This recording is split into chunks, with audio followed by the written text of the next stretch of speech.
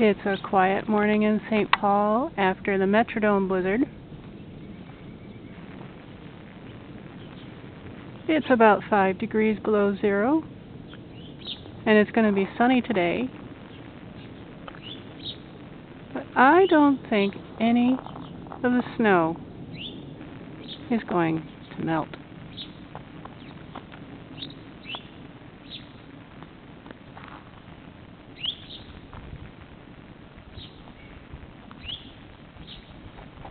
You can see the pile of snow next to that car is higher than the car.